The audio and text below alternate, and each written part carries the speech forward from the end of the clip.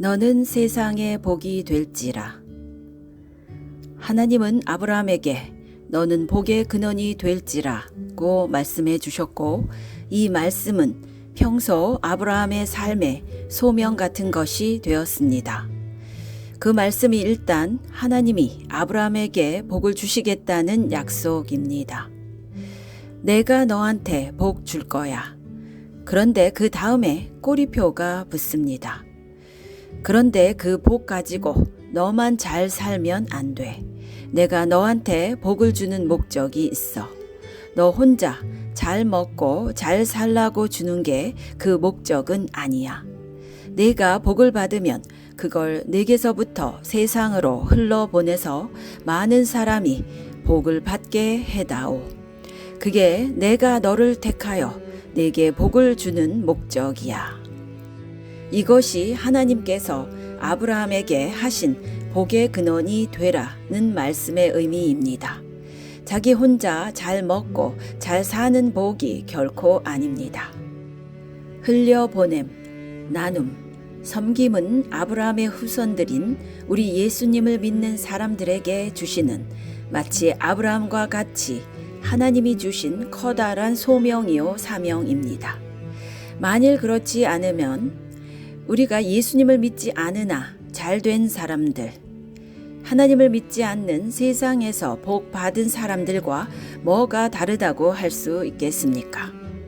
세상에도 오복을 받은 사람들이 많이 있습니다. 세상적 의미의 복이지만 소위 오복을 받은 사람들이 참 많습니다. 태어나면서 남보다 지혜로운 사람, 태어나면서부터 남보다 부자인 사람, 또 그 높은 지위와 권력을 얻은 사람, 벌다 못해서 자기 돈이 얼마인지도 모르는 사람들도 세상에는 참 많이 있습니다. 그러나 거의 대부분 저들의 복은 자신들에게만 집중되어 있습니다. 복이 타인에게로 흐르지 않습니다. 아래로 흐르지 않습니다. 즉, 복의 근원이 되지 못합니다. 그래서 부익부, 빈익빈이 되면서 자기들이 받는 복이 오히려 인간 세상에서 심각한 문제를 야기하기도 합니다.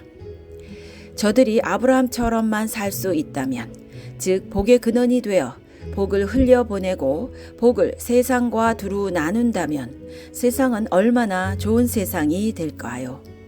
세상의 부한 자들이, 세상에 힘 있는 자들이 자신들이 받은 복으로, 가진 복으로 그 복을 받지 못한 세상 사람들을 섬기려 한다면, 아브라함이 처음 본 나그네를 섬기듯 그렇게 섬기려 한다면 세상은 하나님의 나라가 되지 않겠습니까? 세상엔 그런 사람이 그래도 가끔씩 있습니다. 우리나라의 경주 최부자도 예가 아주 좋은 예고요. 빌 게이츠나 워렌 버핏 같은 사람들이 있어서 그래도 세상이 이만큼이나 돌아가는 것 같아서 얼마나 감사한지 모릅니다. 저들은 자신의 어마어마한 부를 가지고 가난하고 어려운 이웃들을, 더 나아가서는 너무 어려운 나라와 아프리카 대륙을 섬기는 그런 삶을 실천하고 있습니다. 그런데 소위 세상에서 꼭 잘 나가고 잘 사는 사람이 되어야지만 세상을 섬길 수 있을까요? 부하면 부한 대로, 가난하면 가난한 대로, 높으면 높은 대로, 낮으면 낮은 대로 다 아브라함 같이 될 수는 없을까요? 그렇게 될 수 있습니다. 꼭 부자가 되어야만 복의 근원이 되는 것은 아닙니다. 꼭 돈이 많아야만, 힘이 있어야만 복의 근원이 되는 것은 아닙니다. 예수님은 어린 소자에게 냉수 한 컵 주는 것도 상을 잃지 않는다고 말씀하셨는데, 냉수 한 컵은 누구나 줄 수 있는 것입니다. 아무리 가난한 자라도 남을 도울 수 있다는 얘기입니다. 그 마음 자세, 복의 근원으로 살겠다는 마음이 중요한 것이죠. 과거에 우리나라에서 성시화 운동이라는 것이 있었습니다.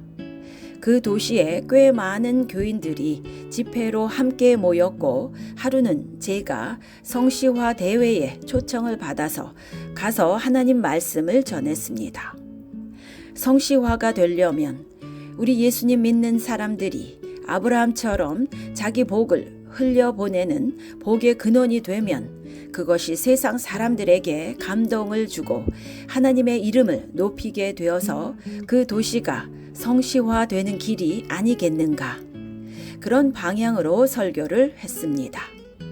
그 집회에 참석했던 교우들 중에 여러 직업의 사람들이 있을 수 있었을 텐데요. 그 설교를 듣고서 어느 배관공이, 그러니까 집수리도 하고 배관도 시공하는 집사님 한 분이 헌신하셨습니다. 일주일에 하루는 자기를 위해서 돈 벌지 않고 무료로 돈이 없어서 제때 수리를 못하고 불편하게 살아가는 이웃들을 찾아가서 그 집을 수리해주고 배관공 일을 봉사하겠다고 마음 먹고 실제로 그렇게 하기로 했습니다. 여러분, 일주일에 하루를 그렇게 이웃을 위해서 낸다는 것은 큰 봉사요, 헌신이 아닐 수 없었습니다. 그런데 그 뜻을 같이 한 배관공들이, 즉 배관공 크리스천들이 하나 둘 모여서 큰 사역을 이루었다는 소식을 후에 들었습니다. 제가 참 좋아하는 말씀들 중에, 귀히 여기는 말씀들 중에 골로새서 3장 23절이 있습니다. 무슨 일을 하든지 마음을 다하여 주께 하듯 하고 사람에게 하듯 하지 말라. 우리의 하는 모든 일을 가난하든 부하든 높아 보이든 낮아 보이든 무슨 일을 하든지 하나님 앞에서 귀천이 없습니다. 차별이 없습니다. 마음을 다하고 주께 하듯 하고 사람에게 하듯 하지 않고 아브라함이 나그네를 하나님 섬기는 마음으로 우리 직업을 쓸 수 있다면 우리는 다 아브라함과 같이 복의 근원이 되는 삶을 살 수 있지 않겠습니까? 그런 삶의 자세로 아브라함은 우연히 소돔성을 향해 지나가는 나그네들을 섬기다가 하나님을 섬겼습니다. 하나님 섬기게 되니까 당연히 상을 받았지요.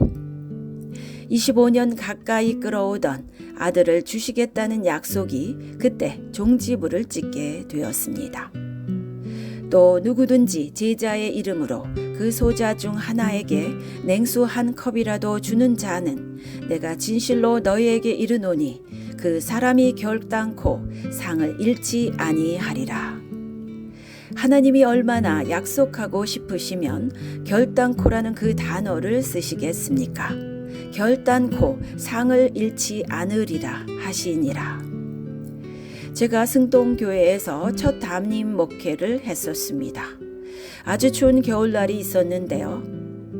제가 사무실에 앉아 있는데 옷이 꽤 말끔한 거린 한 분이 구걸하러 제 사무실에 저를 찾아왔었습니다. 대개 그런 경우 얼마라도 들여서 보내드리곤 했었습니다. 그날도 찾아오신 분께 작은 돈만 드렸으면 했는데 그날은 어떻게 하나님이 제게 은혜로운 마음을 주셔서 날이 워낙 추웠고요. 또 솔직히 그분 옷에서 냄새가 난다거나 만약 그랬으면 제가 사무실에 드리거나 그러지 못했을 것입니다.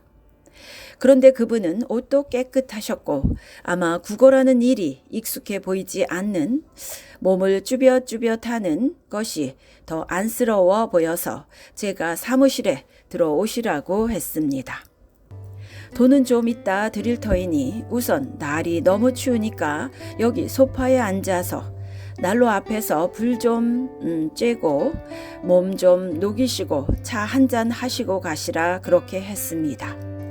차 한 잔을 마시면서 그분의 이야기를 들었는데 목수일을 하는 분인데 사고를 당해서 다쳤고 그 다음부터는 일을 못하게 되었고 또 그러는 동안에 가정이 깨지고 그래서 결국은 이렇게 노숙자처럼 되었는데 용산에 있는 카톨릭에서 하는 그 쉼터에서 잠은 자는데 그 쉼터에서 공짜로 밥은 안 준답니다. 끼당 300원을 내야 되는데 그 가톨릭이 돈 벌려고 그러는 게 아니라 나가서 구걸이라도 해서 움직이라고 하는 건강한 정신으로 그러라고 하는 것 같습니다. 그래서 이렇게 구걸을 왔다 그랬습니다. 이제 다 그 얘기를 마치시고 가시겠다. 그래서 제가 돈을 좀 드렸습니다. 그런데 세상에 그분이 돈을 사양하시는 것입니다. 난 거린이 돈을 받는 것을 사양하는 걸 처음 봤습니다. 그러면서 눈물이 좀 글썽글썽 하시더니 돈은 좀 받아봤는데 차 대접은 처음 받아봤습니다. 목사님, 돈보다도 차가 더 좋으네요. 제가 드린 돈으로 차를 사 마셨으면 꽤 많이 마셨을 것입니다. 차 한 잔이 그보다 더 귀하다. 그때 제가 깨달았습니다. 아, 그래서 예수님이 소자에게 냉수 한 그릇이라도 주는 자는 상을 잃지 않으리라. 아, 냉수 한 컵에도 차 한 잔에도 그런 마음이 있었구나. 마음이 담긴 차 한 잔이든 대륙을 움직일 만한 돈이든 하나님 보시기엔 같아 보이지 않으셨을까? 차 한 잔이 귀하다. 이런 생각을 했습니다. 여러분, 우리 주변을 돌아보시면서 내가 섬김을 받아야 할 사람들, 즉 나를 섬겨줄 사람만 찾지 마시고 내가 섬겨야 할 사람이 누군가를 보시고 꼭 돈으로만이 아니라 마음으로 차 한 잔으로 봉사하는 것으로 그를 도와주는 것으로 이렇게 섬기게 됨으로써 하나님이 약속하신 그의 축복의 증인들이 다 되셨으면 좋겠습니다. 아멘.